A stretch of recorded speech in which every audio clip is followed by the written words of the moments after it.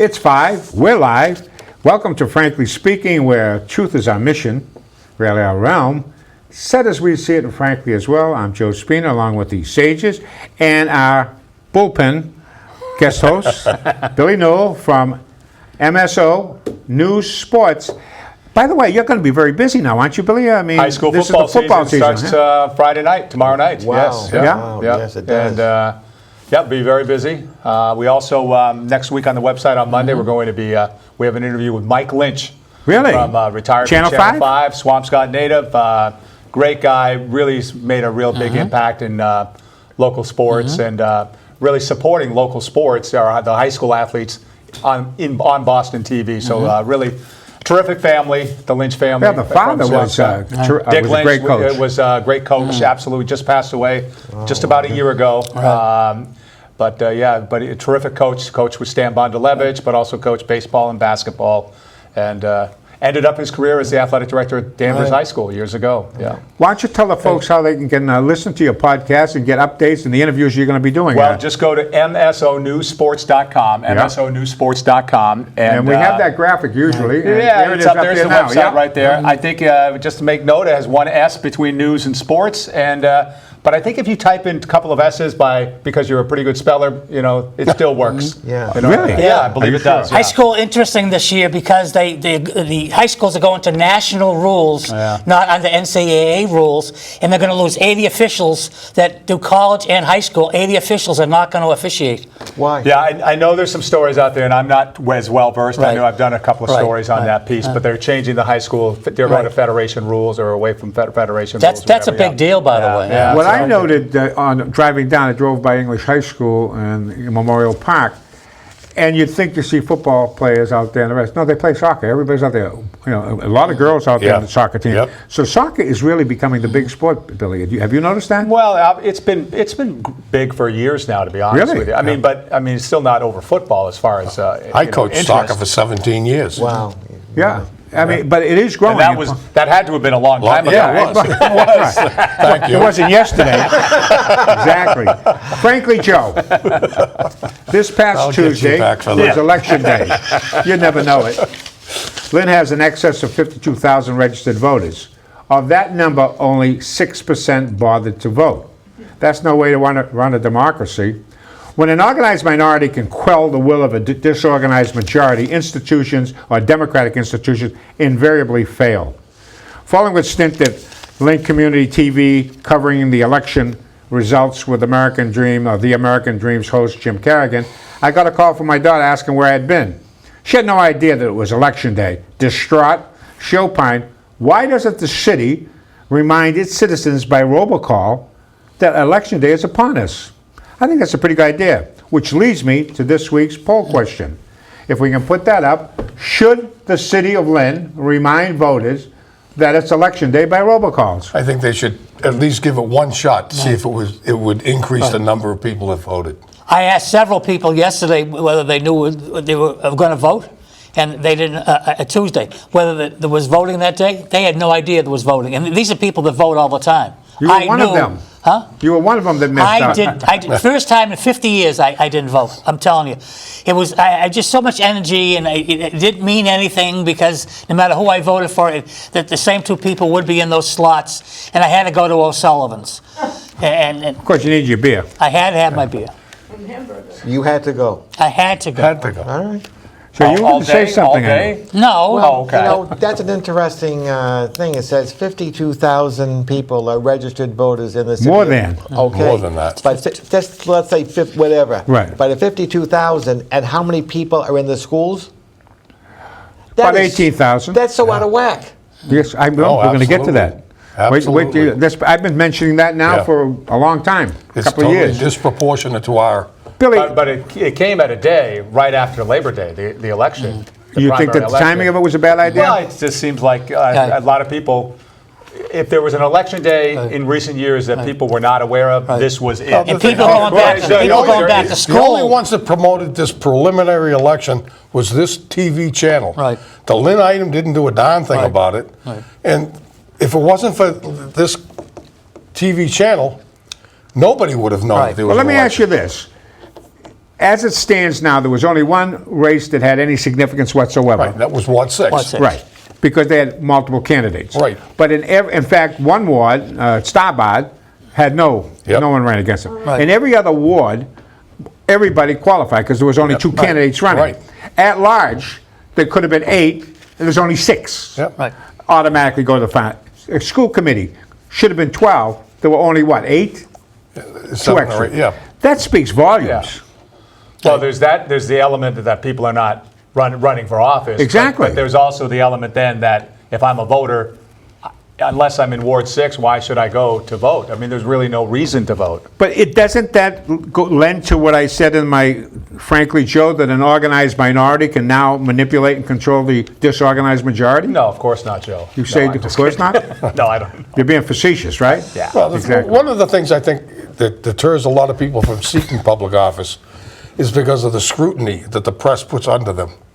If they decide to run for any office, whether it's dog catcher or president of the United States, you are being put through a microscope, and any dirt under your fingernails is going to be exposed. Your family is going to suffer because of it. Fairly or unfairly, right? Yeah. Right. And the thing is, there are damn good qualified people that should run that don't want to have their family impacted by the lousy press that they would get. Jim Kerrigan made an interesting observation. He said that they don't teach civics in the school system anymore. That's right. There's some truth to that, isn't there? That's true. Yeah. I can remember civics when it was in the 9th grade at Pickering Junior High with Mr. Ross. Right. And I'm sure you remember him. In today's Yeah. Globe, there was an editorial written by Tommy Birmingham, who wrote the Educational Reform Act in 1993, and he was really upset. He said that they've downplayed a lot of the history and civics, and they were supposed to have the MCAS in history, and they don't do that. That's what he said. There's some truth to that. Yeah, They used to he's- also taught civics. It was Right. required Right. in senior high school, not just junior high school. Right. You had to have at least 2 years But it was of supposed to be in the MCAS, and Tommy Birmingham said today in that editorial, today's editorial, said they were supposed to do it, and they're very, very upset. He's very upset because he wrote the law, and it was supposed to have been done by now.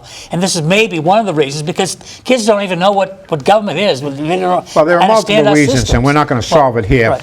Decision 2019. In effect, the featured race, and we're going to put that up, 781-780-9460 is our number if you want to give us a call, was up in Ward 6. There were 5 candidates. You were surprised that Castle didn't do better. I thought Don Castle would come in either first or second. But let's be And that- honest, the but the- winner only got 312 votes. It was a very, very 312 poor votes. showing for 6 people on the ballot. It should have been a lot more people voting. The thing Well, is, wait a second. you Wait a all- second. you They all- actually had 14% of their 14.5. turnout, Well, which was, better than double. Yeah. Well, Hogan, who I don't know, gets 312 votes, Yeah. and the other one, who I don't know, Don, gets 302 votes. Can I say one thing? I guarantee, she may beat him. She That's will. right. But what's more interesting, if will. you have the breakdown of the ward itself by precinct, Pedro, I don't know whether you have that. What was interesting, Billy, and you study politics, she had 302 votes total, but it was 75, 75, 75, 75. It was like an even split across in every of the precincts, as opposed to Hogan, who racked up in 2 precincts but did not run well in 2 others. Yeah. The problem with Castle is he got creamed in 2 precincts that Hogan carried. He did very well in a couple of precincts. Yeah. But he got 100. He almost got 200 votes himself. Yeah. But it was a good night for Cambodians, because Don did very, very well as a first-time running. She's Cambodian, and also in the ward races and at large races, the Cambodian also did very well. Hang Net. But Hang Net's an incumbent. Right, What's he's an incumbent, interesting was that he moved up to 2nd place. But he was almost knocked out a while ago. Last election, I think he was in trouble last election, if I remember. Hung Net. But what think he about took the what about last- putting a connection last there? What slide, about I that think. she helped him Right. in Ward Right. 6 that pushed his vote up? Is that possible? How come Cambodians do so well, and they have a very, very small percentage of the population, Because but they're the Latins concentrated. do not do well? Wait a minute. Concentrated in Ward 6. Right. I mean, how did Elon Omar, is that her name? Right. Up in Minnesota. How does a Somalian They knock win on- in Minneapolis? Very simple. They knock on the door. Well, and that's at large. So he's Hello. not. There's no concentration there of What are you talking Cambodians. Hung net. Why does he do so well? He finished second. Well, he's been Well, Yeah, he's an multiple incumbent. terms. He's Yeah. an incumbent. And, for one, and has a- you can guarantee a certain amount of votes just by that little word incumbent next to your name. But wait a second. We had hardly anybody voting. If you have a large family and a few friends, I mean, the winner in the ward race, and the most contested race of all, had 312 Yeah. votes. That's it. That's amazing. And you know, folks, can we put up the ward races, Pedro? Because there's a couple of telling things that took place here. Yep. Take a look at Ward 3, and you tell me what you think of that. I think Darren Sear is in trouble. He could be, but it's such a small sample, you don't know. He won by 22 votes. He's the council president, for God's sake. The council president got 168 votes in a ward in which there's got to be roughly 10,000 voting. And So the thing better. is, because of being council president, he gets far more coverage news-wise than any other candidate. But why such a low amount of folks voting? That's the Well, question. I think it comes back to what I was saying earlier, is that what was the reason for somebody in that ward to go out and vote if they're both going to be on the ballot come November? I Right. mean, there's no reason. And so, But I mean, you could make a case, yeah, those are alarm bells sounding, or you could also make the case, hey, it didn't really matter, and he's an incumbent, and Which do you make? I'll make the latter, that he's probably, that You're saying that come November, he'll win. I'm got you. saying, if I'm flipping the coin, if I'm just guessing, But- why would so I he'll bet pull out against the him? vote. But I don't know. Yeah. Sir was out because I saw him at the Greek festival. I went to the Greek festival Sunday You afternoon. didn't go to, what's the place he goes to, Sullivan's? No, that's not on Sunday. No, that's different day. The Greek festival I went to, very nice. I went in the middle of the afternoon, not many there, but Sir was there shaking hands with everybody. So he was out working. Who? Sir.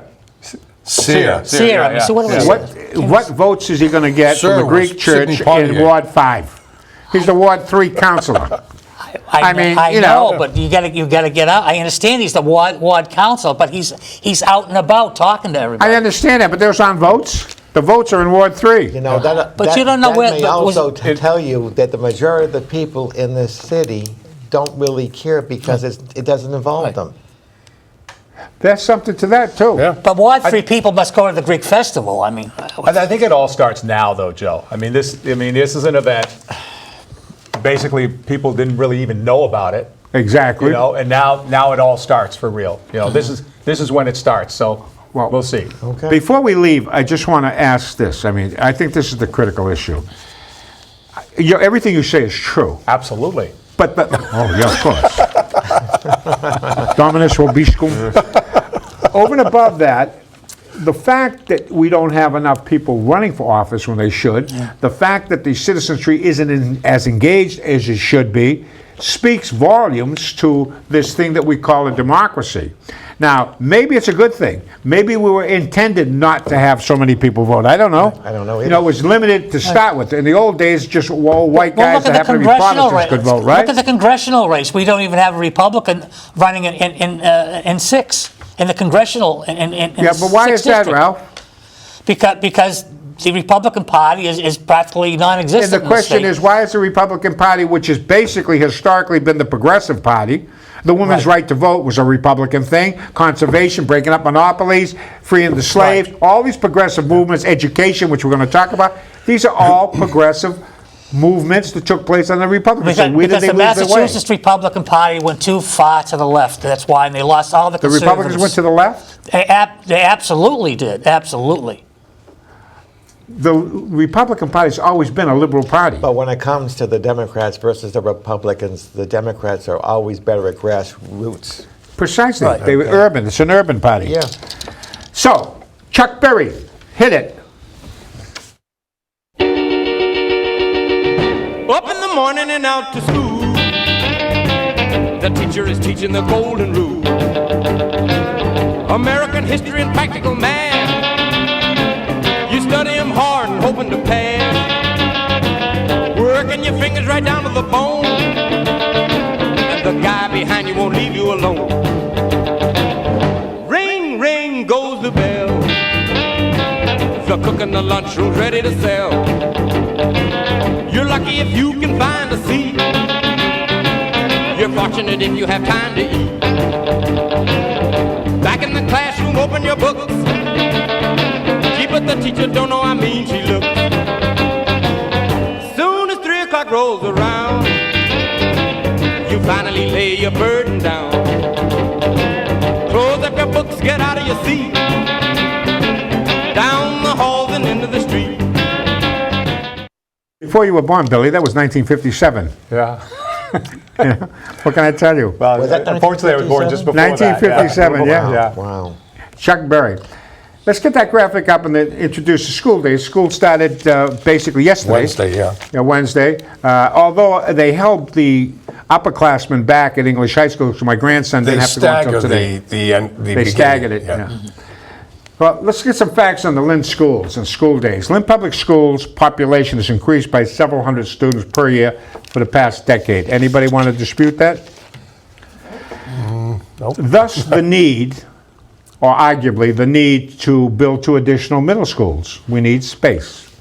Lynn's student body, which Billy Newell mentioned before the show, ratio compared to the overall population is approaching 20%, which is double that of the surrounding cities and towns like Nahant and Swampscott, where 2 of our panelists are from.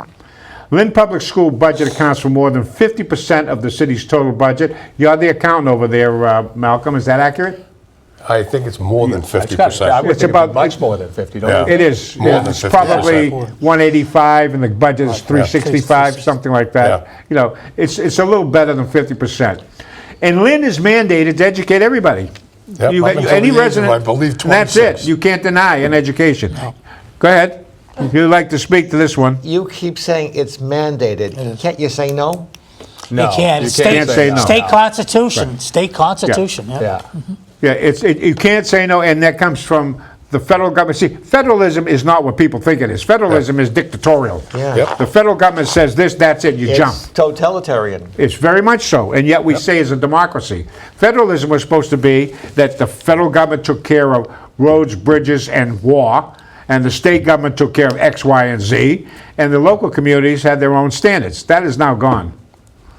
You know, but they use money to do it. That's the Yeah. narcotic. Yep. 300 students per year at $15,000 a kid. That's about 5 to 6 million yeah. every year, yeah. Yeah, that's unbelievable. But it's more than 300. 300 is a conservative Yeah, estimate. It's been exactly. averaging about 5 to 700 per year at about 15,000. So every year, when Judy Kennedy was mayor, for the 8 years that she was mayor, the school budget increased by about 40 million. Wow. As Yeah. a consequence. That's amazing. Yeah, but it's the ratio. For example, our sister city is Quincy, Billy, about the same population. They have 9,000 students. We have almost 18. That's double. We have double the amount of students. Does that count the charter school too? Does that count the charter No, schools? the I don't charter think schools so. are a separate They're issue. separate, aren't they? Yeah, that's a different issue. Well, Kip And it doesn't Academy's count not- St. Mary's. Kip Academy's opening up, isn't it? It is. But that's public money, but it's not counted in the budget. Oh, yes, they receive that money from, a student has X amount of dollars attached to their being. It's like Right. a voucher. Oh, so And it comes from, if they carry that voucher to Kip Academy, that money is subtracted from the traditional public school Right, budget. right, right. But if that student comes back, this is Right. where the problem lies. Kip keeps the the money money. does not come back as it should. In the article, Tommy Birmingham's article in the Globe today, he also thinks that charter schools are the way to go. He favors them, even though he was a big labor man. And of course, labor is against charter schools 100%. You know Right. that. Because a lot of them are not union. All of them are. They're all Some of them are non-union. union, but I don't think most so. of them I are don't think there union. is any charter school that's I unionized. think some are. I think some are. Is that a good thing or a bad thing? That's a good thing. It's a fantastic thing. Never mind Absolutely. good. Billy? Well, they're kind of out of the control of the cities and towns in the state in that regard. So they're probably too small to be unionized or, whatever they...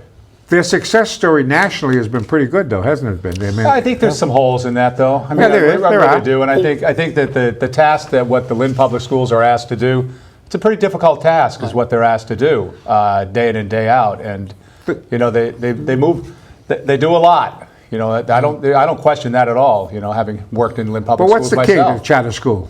Any What? of you? What's that?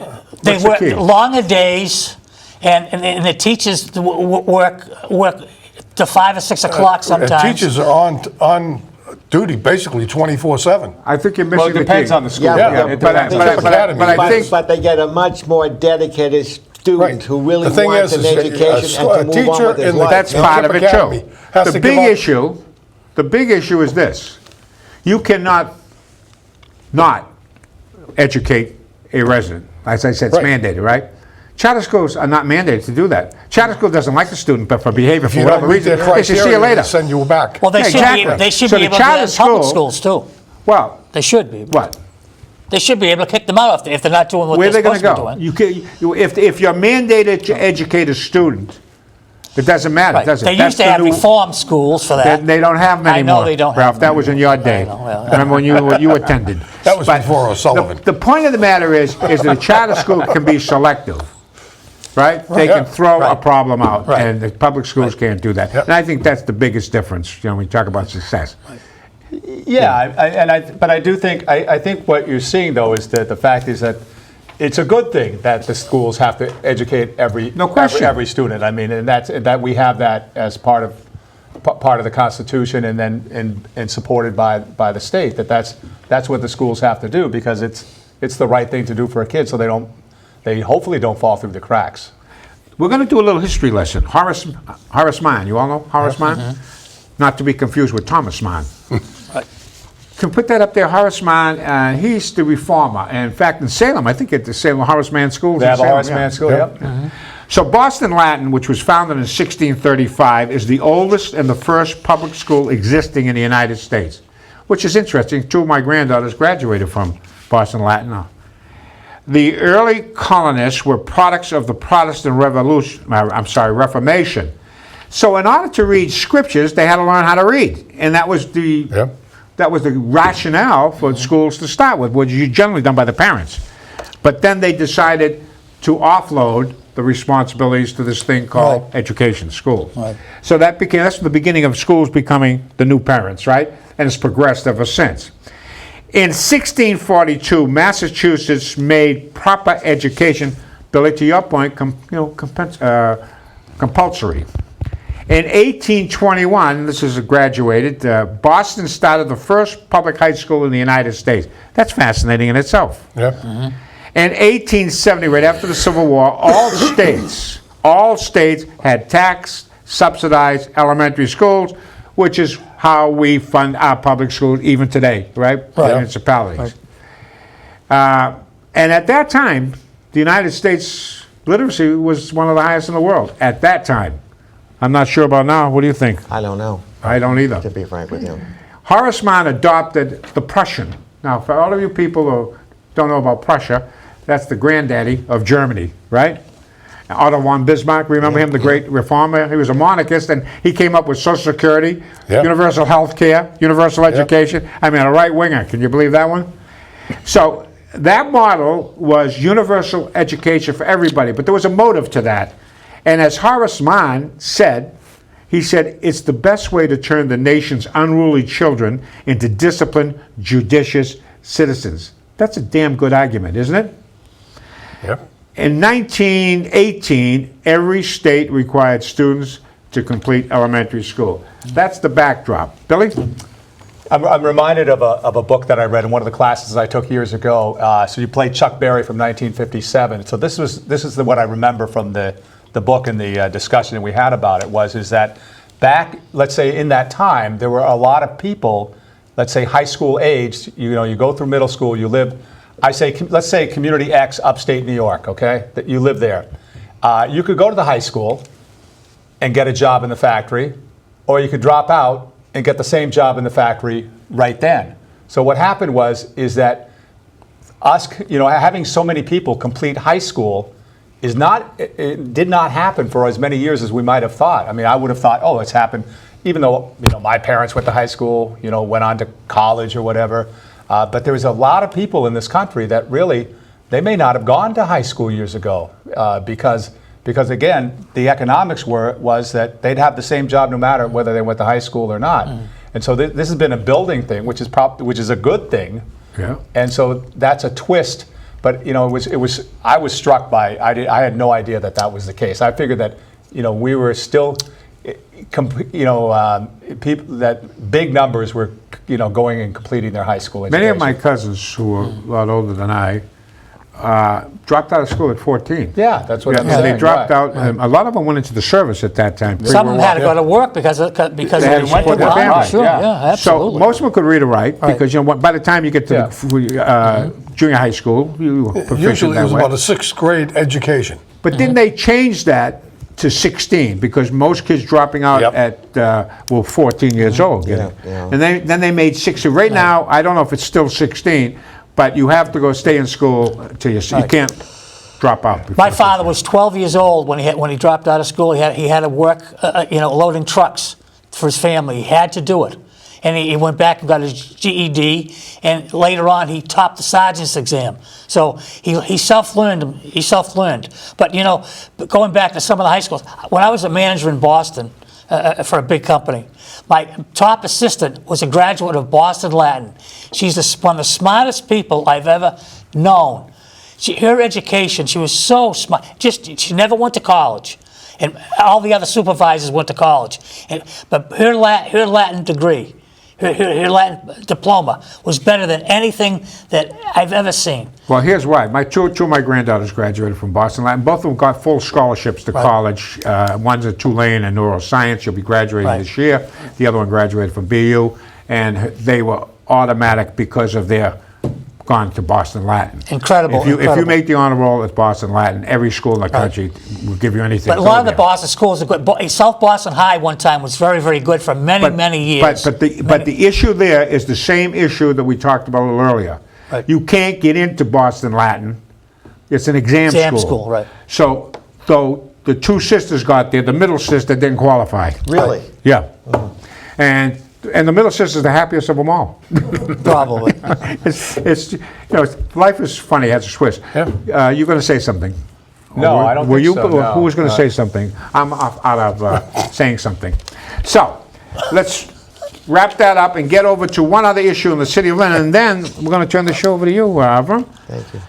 A boutique hotel. I was kind of excited about that. The old Masonic Hall, Right. mysterious Yep. thing. Right. That was supposed to become a boutique hotel, which had a little flavor to it, but no, that's not going to It's happen. funny. Over in East Boston, Maverick Square, they're building a brand new condo building over there. Where? And it's in near Maverick Square, near the ocean part of Maverick Square on the other side. And it's going right up, and they're selling the condos right now. East Boston is becoming the hottest real estate property Absolutely, within absolutely. the city. Right. Why can't Lynn do these things? Why It can. Why? And it's in the process of doing it. I don't know whether they're going to make apartment houses out of this, but they're supposedly. That's what's in the air right now. Is the boutique is out and apartments, high-end apartments are going to be in. high end. I like that. Joe, I drove down Saturday morning down Revere Beach, and of course, when you're driving south, you're away from the ocean. You're in the lane. It's one way on each Right. side. And you would almost think you were like in New York City with the high rises, all these apartment buildings, all new apartment buildings there in the last development. in the And last I'm decade. trying, what I can't Yeah. understand is how they built the infrastructure for that. I drove down there during the rainstorm. Remember we had a little storm the other day, and it was flooded. It was it was as if the marshes were ready, And I'm saying to myself, how do these people flush their toilets? I mean, where does it go? Seriously, I mean, is it overbuilt? I have no idea, but obviously they're very friendly to people coming in, spending the money to develop. And they're not cheap. But these condos in East Boston Avram and I are talking about, they're going for $600,000 and up. I just said that they're not cheap. Right, they're not cheap. Yeah. $600,000 and up. Yeah. As a matter of fact, there was an article in the Item by Tommy Grillo, who's a pretty good writer when it comes to business issues and others, in which he said that it seems like an anomaly that the prices of real estate in the city of Lynn are going up, and yet the sales are going down. Right. Well, that's just the number of sales. I remember that article a few days ago. So you yeah. have to think about it a little bit. Well, McGrath is just selling condos, 24 condos at 693 Western Ave. Just this week, I guess he started selling them. I Where understand. is 693? Westland? Yeah, McGrath. Yeah, 693 Weston. I don't know where. I didn't pull it up on my That computer. down by the General That Electric? would be down by the Market Basket. By Market Basket. Yeah, It is? right. Yeah, it down would by be near Market there. Yeah, right. Basket. I think so. Where the arena used to be? In that area? I believe general, so, General yeah. area, right. But Well- he's selling them for $300-something thousand, I Are believe. you buying one? I don't know. Want to And go in he's gonna together hope when we to God he retire? gets that for them. You can't walk to Sullivan's from there, though. No, can I you? can't. No, He can no. crawl. I have to walk. I could never drive from Sullivan's. You know that well. To a little clip to introduce. I'll let you speak to this. Let's play that clip, Pedro.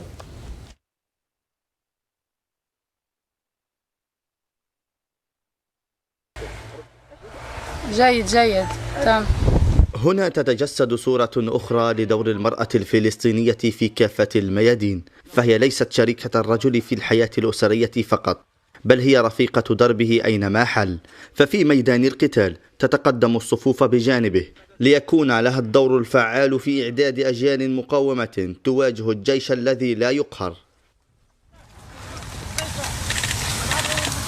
بإرادة تلين لها الجبال يودعن هؤلاء الفتيات أطفالهن ويفارقن بيوتهن للانطلاق إلى ساحات الوغى حاملات في أيديهن كفن الموت من أجل القتال في صفوف المقاومة الفلسطينية في قطاع غزة، في محاولة منهن ليصبحن جزءا هاما في مسيرة الجهاد والكفاح التي سارت على خطاها دلال المغرب وهنادي جردات وريم الرياشي. أم سليم واحدة من مقاتلات كتائب شهداء الأقصى. نحن فتيات لكننا قادرات على صنع المستحيل. سندعم شبابنا وندعم أزواجنا وندعم قائدينا لتحرير فلسطين على درب الرمز ياسر عرفات. نحن أخوات دلال المغربي سنكون على الدرب سائرين. فالمرأة في فلسطين لم تعد أسيرة المنزل أو العمل، بل هي ركن رئيسي في تربية الأجيال ودحر الاحتلال.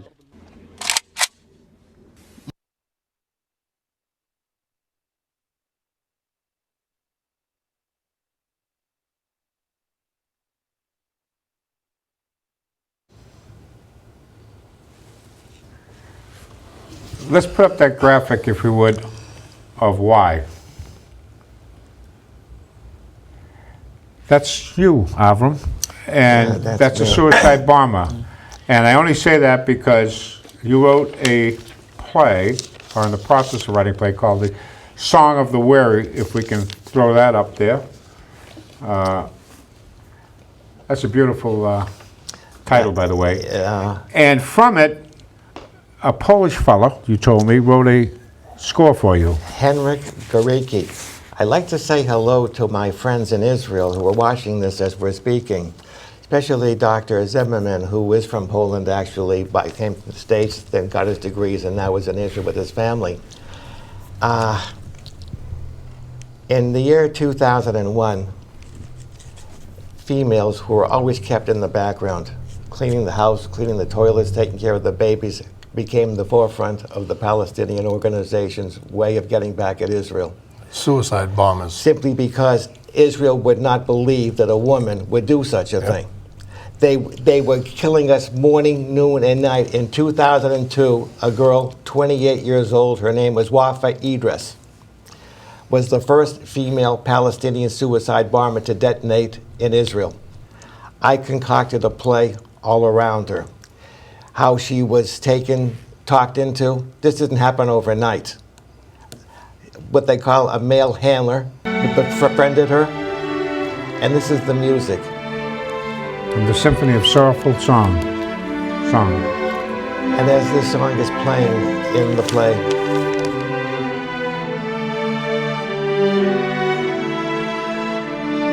and they're using a female with a grind up things like a, what do they call it? Like a grinder to, Meat grinder? yeah, for vegetables. Yeah. And there's no talk. They're doing it very methodically. And then they're staring at each other. Let's listen to this. I'm going to shut up for a minute.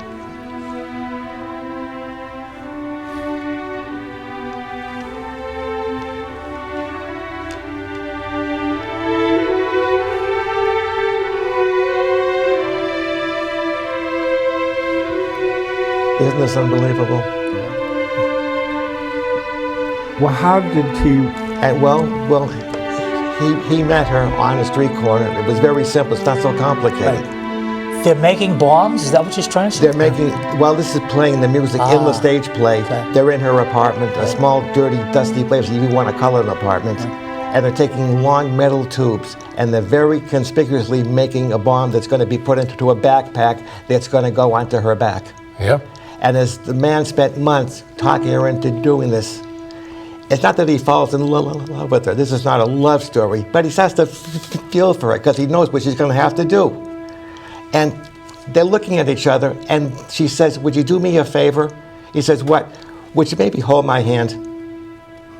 No one has ever held my hand. My father died when I was a little girl. Please hold my hand. And he holds her hand. Then he says, "Would you do me another favor? Would you possibly just give me a hug?" And they fall to their knees, and they both start crying because it's really, this is not a political story. This is her story. It's after you see it that you make up your own mind. I don't want to convince anybody about anything, okay? But the point of the matter is there are other people in this play that their lives intersect, and they're on now in a cafe, and they're talking, and the play continues on. And then all of a sudden, in the background, you see them coming. The handler and her with the backpack, knowing perfectly what was in that backpack. Yep. She approaches the cafe, and he suddenly says to her, "Don't do it. Take it off and throw it. Come back. Don't do it." She says, "No. This is my destiny to do this. You told me it's my destiny. It's too late now." And she's going to do it, and there's going to be an explosion in that theater because I'm working with the sound people now that's going to rattle the audience, okay?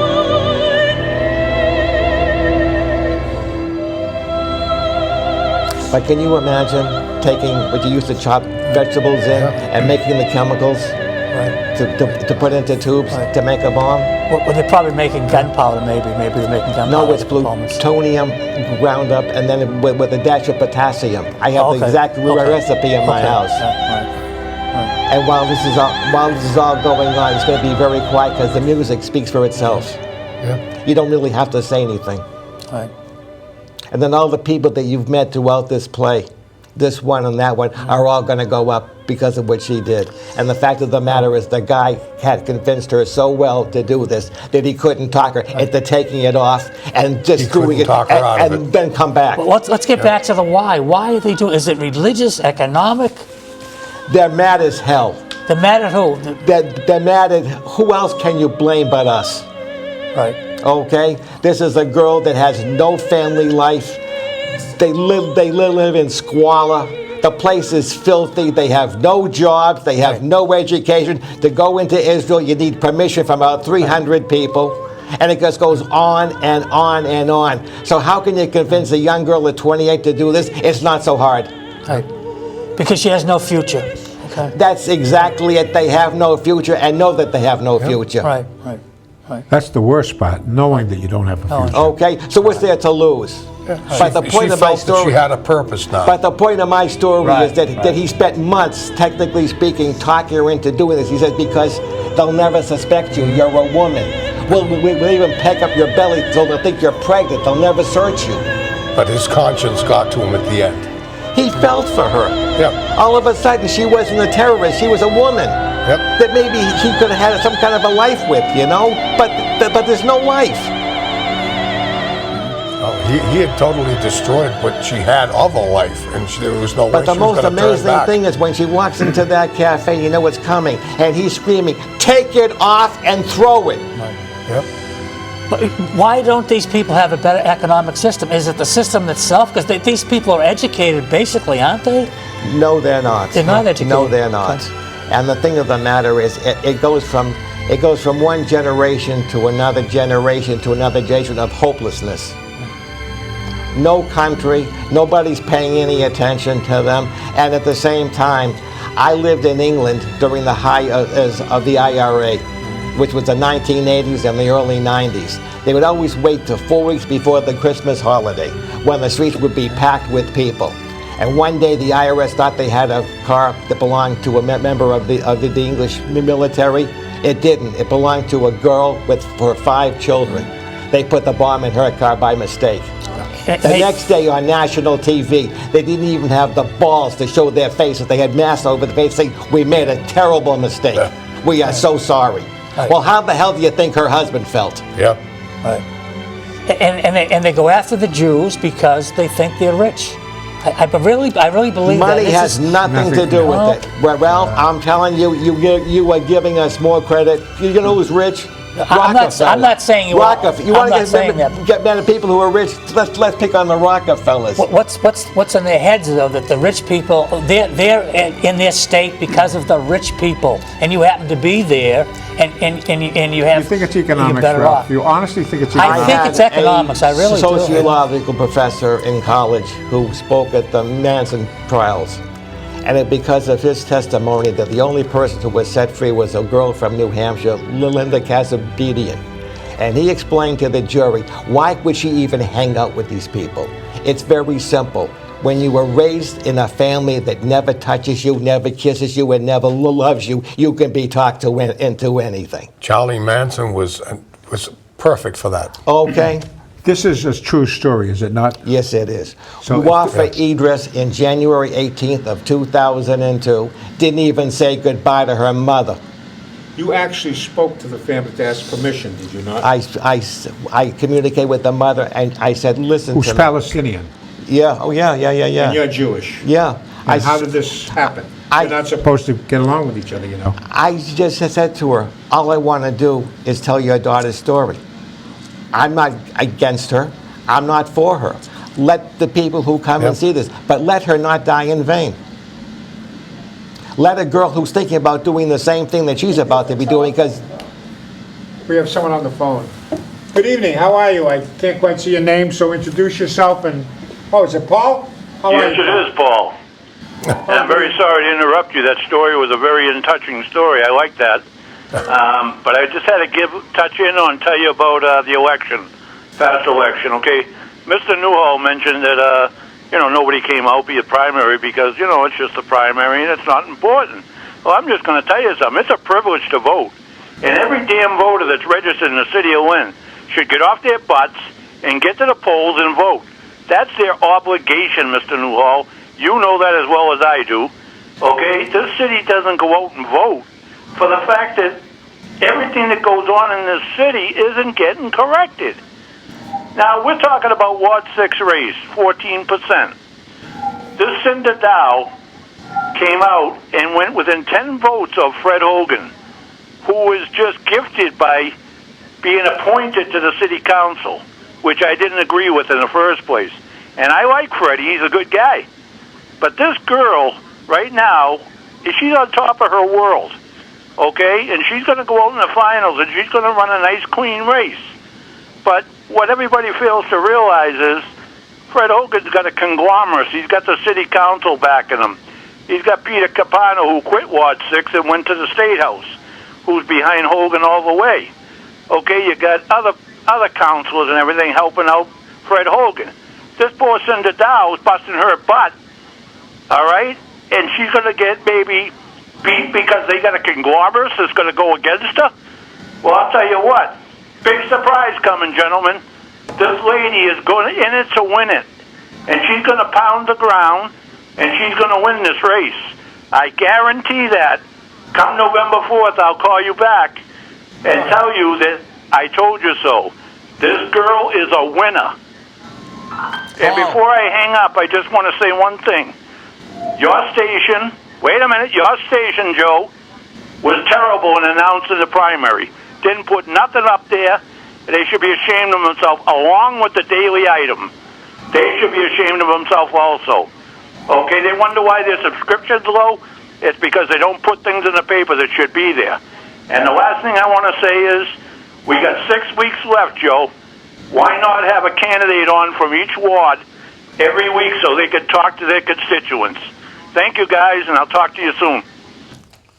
Paul, I'm going to send you 2 free tickets, one for you and your wife, to see this play. Will you go and see it? Think about this, and next week call me back and say yes or no.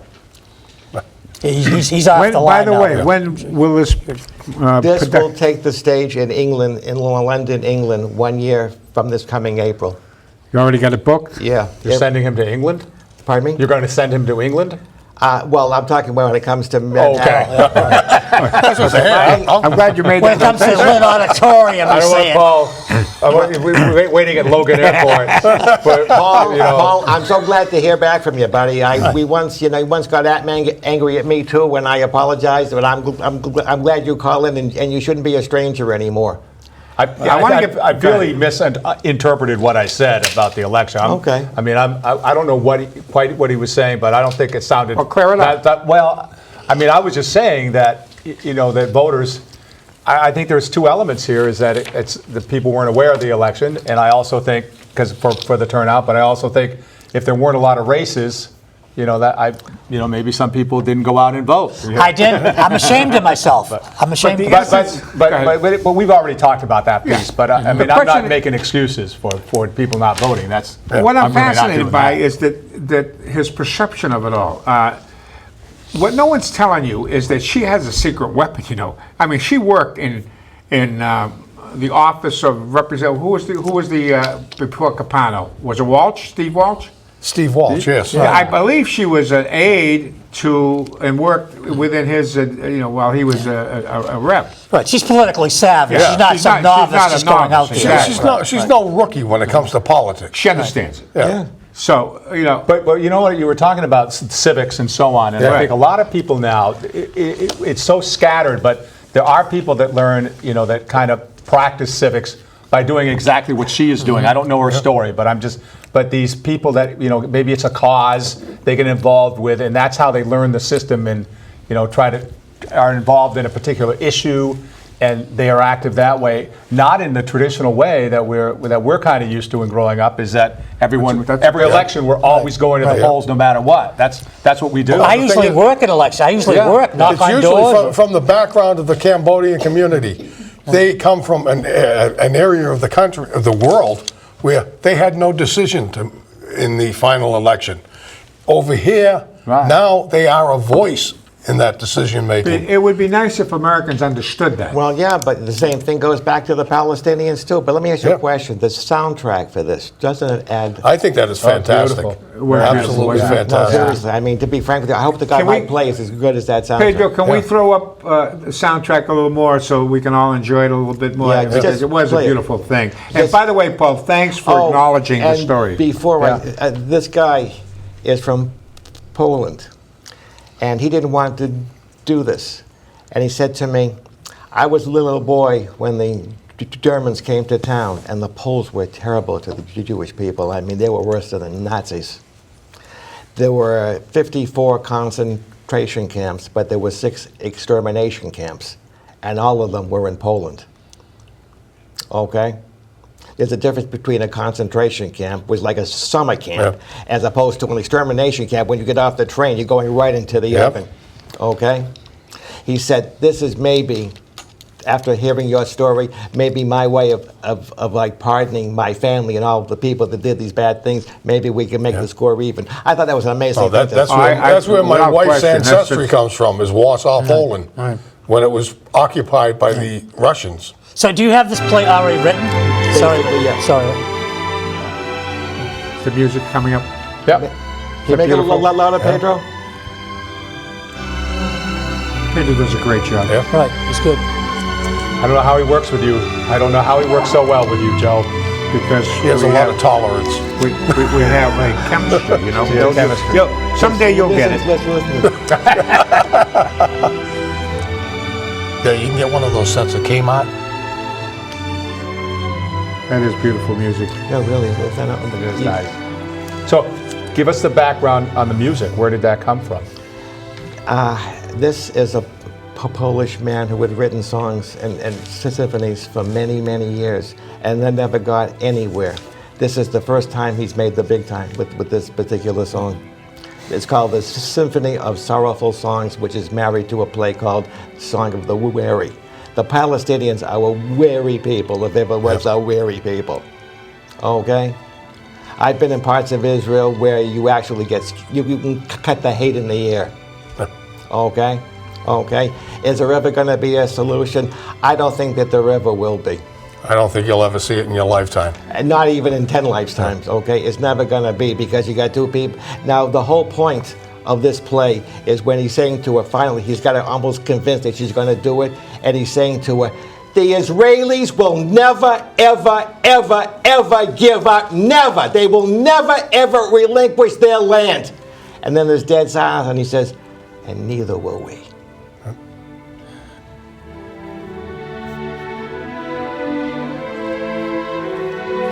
I wonder if we can replicate that soundtrack. Just stabbed myself here. And if the folks out there would like it, I wonder if we could send them a copy. Could we?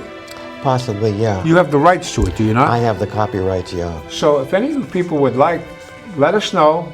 Send us And comments, you know what? and we'll Maybe try to. next week, some people will call in and say what they think of my story and be perfectly blunt, because I can only be good at this if you tell me the truth. And I'm hoping that my story is as good as this soundtrack, because this soundtrack, I was able to finish writing this play by listening to this, because it put me into a mood that I've never been into before. I could, if you're sitting in an apartment and you expect a girl to cook the meal for her boyfriend, but no, they're making a bloody bomb. Right. And they're putting it into tubes, metal rods, and they're going into a backpack. What goes into a backpack? School books go into a backpack, not bombs. Educational material. Okay. And the whole reason is she's being convinced that after her, there's been 14 more females that came forward. And the most amazing thing is, in 4 cases, it didn't work well. They got burnt severely. They were in an Israeli hospital for almost 2 years, putting their lives back together. Right. And after they got out, they tried to do it again. Yeah. Can you imagine that? They tried to do it again. Right. But also remember the Boston bombers. They also tried to kill many people. And is that the same situation? They were not desperate. Those Boston, the Sarnoff brothers, they were not desperate. They were desperate to get their message across. Right, but their lives weren't desperate. Did any of you see a correlation between the video that we saw and Antifa? I did. Right. Covered, masked, that look. Yep. Right. Mm-hmm. So you couldn't identify them. Meanwhile, they call the NRA a terrorist organization. In San Francisco. In San Francisco, okay? Yeah. Well, California is a totally different mindset than anybody else. Mm-hmm. But what he's talking about, I mean, can you imagine the type of mindset you have to put a pack on your body and blow yourself up to kill other people? You know, Joe, we talked about this when I was here a couple weeks ago, maybe, or whatever, about this hate piece. And, this is so well described and documented, this clash, if you will. That's not the right word for it, but we see these other things springing up all over the country now. That we're all replicating these things practically. We're creating these things. Like, do you think where does the San Francisco City Council get off calling the NRA a terrorist organization? You can disagree with them, and I'm okay with that on some of the things they want to do. But on the other hand, a terrorist organization, I researched a little bit, as Avram did to write this play, which is a beautiful play, by the way. I congratulate you. Because I was going to want to do a segment on the upkick and mass shootings and the rest of it. And some of your great mass shootings took place in 1946, 1950. This is not a new phenomenon. And people have to understand that. There were more people killed, an equal amount of people killed this weekend in Chicago. Yeah. And shootings. And we never talk about that. The person who tells this story, who's the narrator of this story, is an African man. And it starts off, the first thing that you see when the curtain rises is an African in a grass skirt holding a spear.